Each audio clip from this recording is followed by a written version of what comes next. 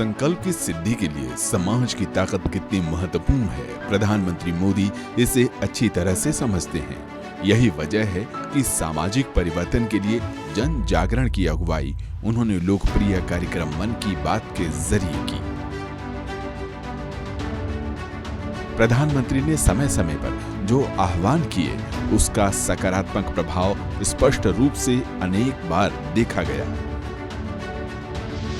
ये वर्ष हमारी आज़ादी का 75वां साल है और इस 75वें साल को हमारे प्रधानमंत्री जी ने एक नारा दिया, अमृत महोत्सव के रूप में हम इस वर्ष को मनाने जा रहे हैं।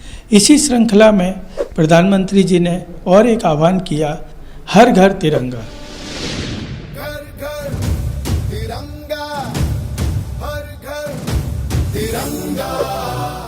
जब मौका था आजादी के अमृत महोत्सव को यादगार बनाने का, उन्होंने हर घर तिरंगा का आह्वान किया। देखते ही देखते यह एक जन आंदोलन बन गया। घर घर, गली गली, गांव गांव तिरंगा लहराता दिखा। कश्मीर से लेकर कन्याकुमारी तक देश तिरंगामय हो गया। आसमां से आगे जाना है।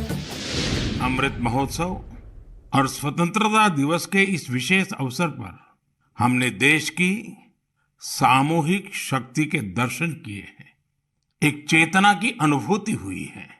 इतना बड़ा देश, इतनी विविधताएं, लेकिन जब बात तिरंगा फहराने की आई तो हर कोई एक ही भावना में बहता दिखाई दिया। तिरंगे के गौरव के प्रथम प्रहरी बनकर लोग खुद आगे आए। संस्कृति मंत्रालय के मुताबिक 13 अगस्त से 15 अगस्त 2022 के बीच 6 करोड़ लोगों ने तिरंगे के साथ अपनी सेल्फी अपलोड की। स्कूली छात्र हों या सामाजिक संगठन, युवा हों या बुजुर्ग, क्या खास और क्या आम, सभी एक दूसरे को तिरंगे के लिए प्रेरित करते नजर आए। हर जगह तिरंगा रैली, प्रभात फेरियां निकाली जा रही थी।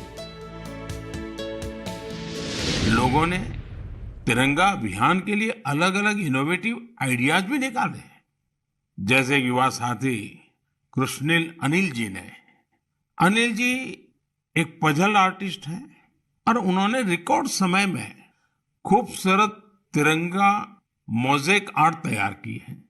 कर्नाटका के कोलार में लोगों ने 630 फीट लंबा और 205 फीट चौड़ा तिरंगा पकड़कर अनूठा दृश्य प्रस्तुत किया।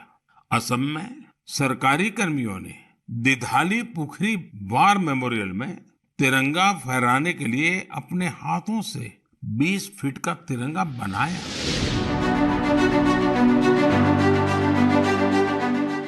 फ्लैग कोड में बदलाव कर राष्ट्रध्वज के फहराए जाने संबंधी नियमों को आसान किया गया।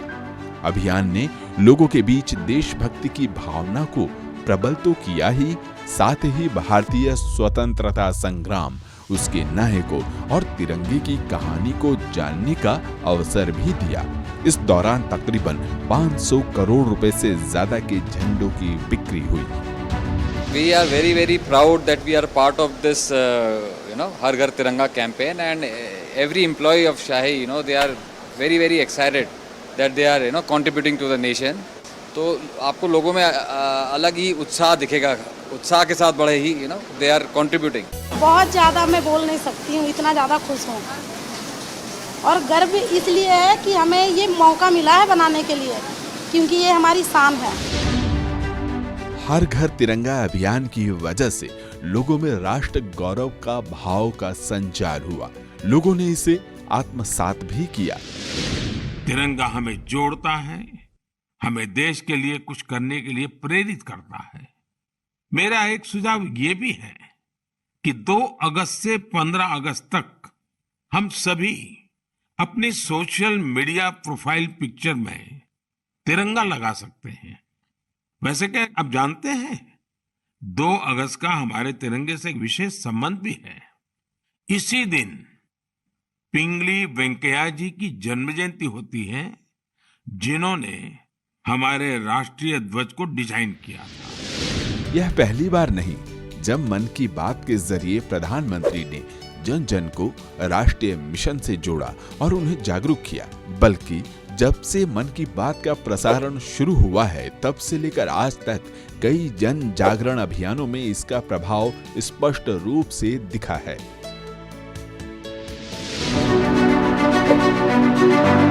जल संरक्षण और संवर्धन के लिए अहम अमृत सरोवर अभियान भी इसका एक अनूठा उदाहरण है। पुराने और परंपरागत जलाशयों को पुनर्जीवित करके भूगर्भ जल स्तर को बनाए रखने और वर्षा जल संचयन का अनूठा कार्यक्रम है अमृत सरोवर। हमारी संस्कृति में हजारों वर्ष पहले जल और जल संरक्षण का महत्व समझाया गया है। जब ये ज्ञान हम आज के संदर्भ में देखते हैं तो रोमांचित हो उठते हैं, लेकिन जब इसी ज्ञान को देश अपने सामर्थ्य के रूप में स्वीकारता है तो उनकी ताकत अनेक गुना बढ़ जाती है। देखते ही देखते अमृत सरोवर का निर्माण एक जन आंदोलन बन गया है। मन की बात की सबसे खास बात यह है कि इसमें प्रधानमंत्री आम लोगों की बात करते हैं, आम भारतीय की ताकत पर भरोसा मजबूत करते हैं। मैं 12वीं क्लास के बाद से तालाबों की साफ सफाई के लिए मैं काम करता हूं। जो तालाब पहले अच्छे थे लेकिन धीरे धीरे कूड़ा घर बनते चले गए, उनको वापस से अच्छा तालाब बनाने की कोशिश में लगा हूं। फिर 2021 में हमारे आदरणीय प्रधानमंत्री जी ने मन की बात में इस काम का जिक्र किया। मैं भी आश्चर्यचकित था कि आदरणीय प्रधानमंत्री जी को इस कैसे छोटी सी मुहिम के बारे में भी उनको पता चला। उसके बाद ये एक तरह से पूरे देश में ये काम फैला। जब अमृत सरोवरों की बात हो तो यहाँ भी उन्होंने देश के विभिन्न हिस्सों में छोटे छोटे गांवों में अमृत सरोवरों को लेकर जो क्रांतिकारी कार्य हुए हैं उसका जिक्र किया। फिर चाहे तेलंगाना के गांव का उदाहरण हो या उत्तर प्रदेश के बुंदेलखंड की ग्राम पंचायत का उल्लेख या उत्तर प्रदेश के ही रामपुर के अमृत सरोवर की बात, प्रधानमंत्री ने इन उदाहरणों से मन की बात के श्रोताओं को प्रेरित किया। मुझे खुशी है कि देश में बहुत से लोगों ने वाटर कंजर्वेशन को लाइफ मिशन ही बना दिया है। जैसे चेन्नई के एक साथी हैं अरुण कृष्णमूर्ति जी।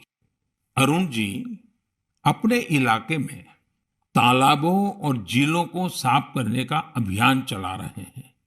इसी तरह महाराष्ट्र के एक साथी रोहन काले हैं। वो महाराष्ट्र के सैकड़ों स्टेपवेल्स यानी सीढ़ी वाले पुराने कुओं के संरक्षण की मुहिम चला रहे हैं। अमृत सरोवर अभियान से पहले भी प्रधानमंत्री मन की बात में पुराने जलाशयों को संरक्षित करने की बात करते रहे हैं। साथ ही वर्षा जल संरक्षण के प्रति जन जागरण अभियान चलाते रहे हैं। इसमें कैच द रेन, पानी की एक एक बूंद बचाने का आह्वान शामिल है। इससे जो है हमारे गांव का वाटर लेवल बढ़ा है। हमारे गांव में एक फसल हुआ करती थी, मेड़बंदी के द्वारा बरसात का पानी रुकने लगा तो उस खेतों में जो है धान भी पैदा होने लगा और पैदावार भी अच्छी हुई। गांव का किसान खुशहाल हो गया और पानी का भी वाटर लेवल बढ़ा। कुएं, बावड़ियां हमारे यहाँ जल के परंपरागत स्रोत हैं। एक तरफ ये प्राकृतिक रूप से जल संरक्षण के मॉडल पर आधारित हैं, तो वहीं इनमें एक सामूहिकता की भावना भी निहित है। प्रधानमंत्री ने इन परंपरागत जल स्रोतों के महत्व के प्रति जन जागरण का संकल्प लिया और इस संकल्प को सिद्ध किया मन की बात के माध्यम से। वे कई बार गुजरात के पाटन की ऐतिहासिक रानी की बाव का जिक्र करते हैं और देशवासियों को बताते हैं कि कैसे पुरानी पद्धतियों से हम जल संरक्षण भी कर सकते हैं और जल संवर्धन भी।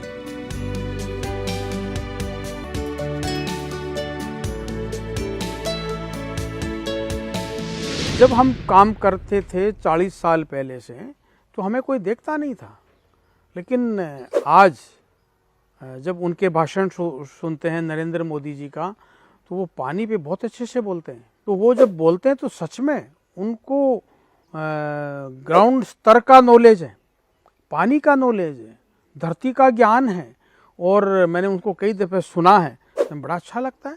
पहले तो हम काम तो करते ही थे, 100 गाँव तक काम करते थे, लेकिन अब हमें लगने लगा है कि पूरे देश में काम करना है। पहले भी कुछ स्टेट से लोग आते थे, पर अब जो है सभी इलाके में हमें जा कर के ये यात्रा शुरू करनी है, पानी का काम शुरू करना है, पूरे भारत को पानीदार और पर्यावरणदार बनाना है हमें। ये हमारी जिम्मेदारी आ चुकी है और हम इसको करेंगे। पर्यावरण और प्रकृति के लिए ग्लोबल वार्मिंग दुनिया के लिए एक गंभीर चुनौती है। हालांकि विकसित देशों की तुलना में भारत की ग्लोबल वार्मिंग में हिस्सेदारी काफी कम है, लेकिन एक जिम्मेदार देश होने के नाते भारत ने इस चुनौती से जूझने में अग्रणी भूमिका निभाई है। इस उद्देश्य से संस्थागत प्रयास तो किए गए ही हैं। भारत ने अंतर्राष्ट्रीय सोलर अलायंस का गठन भी किया है। वहीं प्रधानमंत्री ने मन की बात के जरिए लोगों को लाइफ स्टाइल फॉर एनवायरनमेंट का मंत्र दिया। मैं देश के अलग अलग हिस्सों में पर्यावरण संरक्षण को लेकर बढ़ रहे उत्साह को देखकर बहुत ही खुश हूं। कुछ दिन पहले ही भारत में पर्यावरण की रक्षा के लिए समर्पित मिशन लाइफ को भी लॉन्च किया गया है। मिशन लाइफ का सीधा सिद्धांत है ऐसी जीवन शैली, ऐसी लाइफस्टाइल को बढ़ावा जो पर्यावरण को नुकसान न पहुंचाए। मेरा आग्रह है कि आप भी मिशन लाइफ को जानिए, उसे अपनाने का प्रयास कीजिए। भारत जैसे विकासशील देश के लिए पर्यावरण की सुरक्षा के साथ सतत विकास का लक्ष्य बनाए रखना एक बड़ी चुनौती है। तकनीक और वित्त दोनों की जरूरत को संतुलित करते हुए प्रधानमंत्री ने मन की बात में हमेशा ग्रीन एनर्जी अर्थात नवीकरणीय ऊर्जा को अपनाने पर जोर दिया। लगातार सौर ऊर्जा की बात की, भारत को ग्रीन एनर्जी का केंद्र बनाने की भी बात की। सूर्यदेव का ये वरदान है सौर ऊर्जा। सोलर एनर्जी आज एक ऐसा विषय है जिसमें पूरी दुनिया अपना भविष्य देख रही है, और भारत के लिए तो सूर्यदेव सदियों से उपासना ही नहीं, जीवन पद्धति के भी केंद्र में रह रहे हैं। भारत आज अपने पारंपरिक अनुभवों को आधुनिक विज्ञान से जोड़ रहा है। तभी आज हम सौर ऊर्जा से बिजली बनाने वाले सबसे बड़े देशों में शामिल हो गए हैं। पेड़ लगाना, प्लास्टिक का उपयोग बंद करना, बिजली की बचत, एलईडी बल्ब को बढ़ावा देने जैसे प्रकृति अनुकूल व्यवहार को प्रोत्साहित करने के लिए प्रधानमंत्री ने मन की बात कार्यक्रम में अनेकों बार लोगों को प्रेरित किया और आम लोगों के बीच से प्रेरक कहानियों को साझा किया। रुद्रप्रयाग के रहने वाले श्रीमान मनोज बेंजवाल जी से भी आपको बहुत प्रेरणा मिलेगी। मनोज जी ने पिछले 25 वर्षों से पर्यावरण की देखरेख का बीड़ा उठा रखा है। ऐसे ही देवर गांव की चंपा देवी जी पिछले 3 साल से अपने गांव की महिलाओं को कूड़ा प्रबंधन यानी वेस्ट मैनेजमेंट सिखा रही है। चंपा जी ने सैकड़ों पेड़ भी लगाए हैं और उन्होंने अपने परिश्रम से एक हरा भरा वन तैयार कर दिया है। वनों को बचाना, वन संपदा का संरक्षण, वन्य जीवों का संरक्षण, यह केंद्र सरकार का एक बहुत बड़ा मिशन है।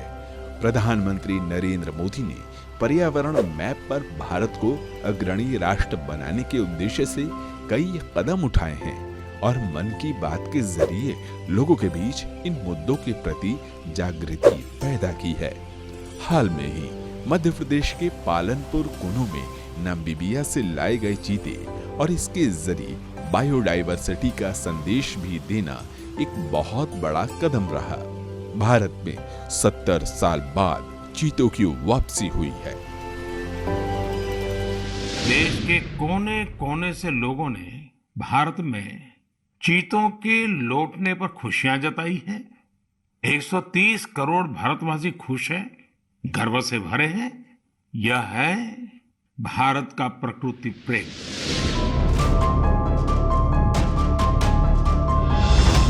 बीते 9 साल में देश में कई नामुमकिन को मुमकिन बनाया गया है।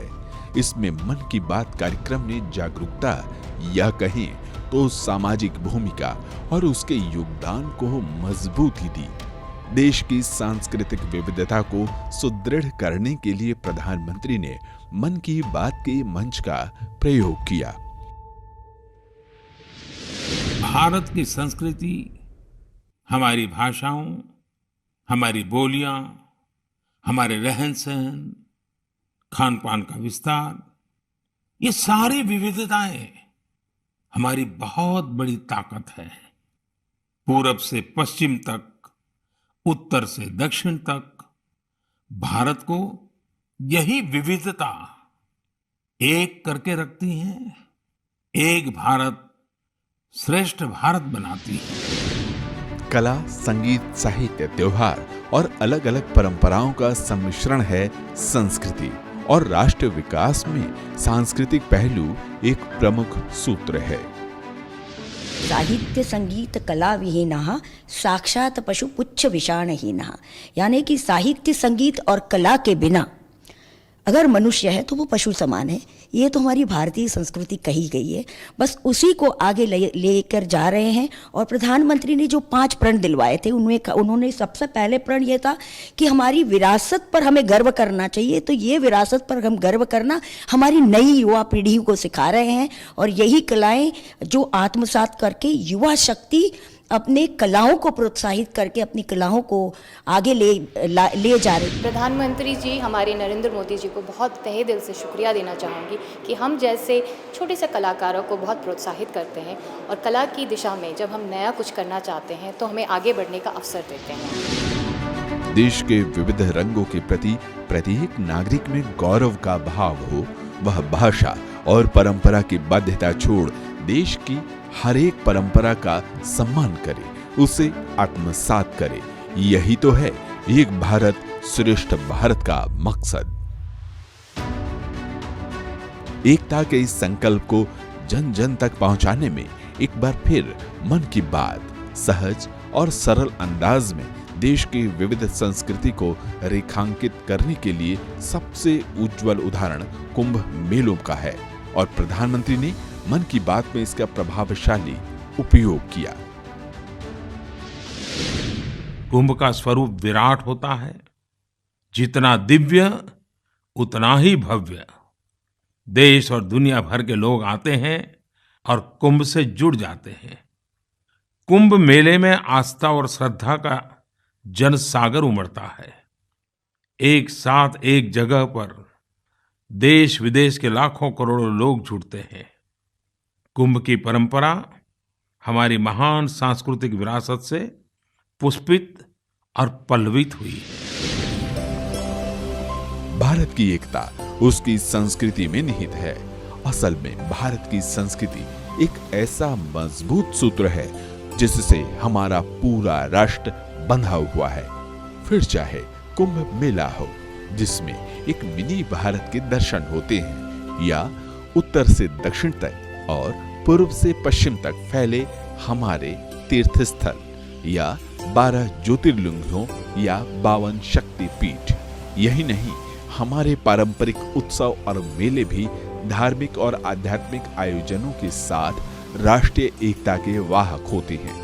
प्रधानमंत्री भारत की इसी सांस्कृतिक एकता के यज्ञ में देशवासियों को जोड़ने के लिए एक भारत श्रेष्ठ भारत का मंत्र दे रहे हैं, और मन की बात को बनाया इस आह्वान का एक मंच। मेरे प्यारे देशवासियों, हमारे देश में समय के साथ स्थिति परिस्थितियों के अनुसार अनेक परंपराएं विकसित होती है। यही परंपराएं हमारी संस्कृति का सामर्थ्य बढ़ाती हैं और उसे नित्य नूतन प्राण शक्ति भी देती है। एक भारत श्रेष्ठ भारत की भावना हमारे देश को मजबूती देती है। हम जब एक दूसरे के बारे में जानते हैं, सीखते हैं तो एकता की ये भावना और प्रगाढ़ होती है। चाहे 700 साल बाद पश्चिम बंगाल के त्रिवेणी में कुंभ मेले का आयोजन का जिक्र हो, या फिर गुजरात के पोरबंदर के पास आयोजित होने वाले माधवपुर मेले का वर्णन, जो द्वारकाधीश कृष्ण के देवी रुक्मणी के विवाह के संस्मरण में आयोजित होता है। रुक्मणी देवी जिस अंचल की राजकुमारी थी, वह आज का अरुणाचल प्रदेश है। पूर्व और पश्चिम भारत के इस अद्भुत मेले का मन की बात में विस्तार से वर्णन कर प्रधानमंत्री ने देशवासियों के सामने एक भारत और श्रेष्ठ भारत का जीवंत उदाहरण पेश किया। एक सप्ताह तक चलने वाले माधवपुर मेले में नॉर्थ ईस्ट के सभी राज्यों के आर्टिस्ट पहुंचते हैं, हैंडीक्राफ्ट से जुड़े कलाकार पहुंचते हैं और इस मेले की रौनक को 4 चांद लग जाते हैं। एक सप्ताह तक भारत के पूरब और पश्चिम की संस्कृतियों का ये मेल, ये माधवपुर मेला एक भारत श्रेष्ठ भारत की बहुत सुंदर मिसाल बना रहा है। देश को एकता के सूत्र में बांधने के लिए एक भारत श्रेष्ठ भारत का मंत्र या देश को हरा भरा और इसके पर्यावरण की रक्षा का संकल्प का आह्वान हो, जीवनदायी जल को बचाने के लिए जन जन को जोड़ने के लिए अमृत सरोवर मिशन का आगाज हो, या पर्यावरण अनुकूल जीवनचर्या अपनाने के लिए मिशन लाइफ की शुरुआत। प्रधानमंत्री के नए भारत के निर्माण के इन सभी अभियानों को मन की बात ने एक नई ऊर्जा दी, जनता के सामूहिक प्रयासों की ऊर्जा।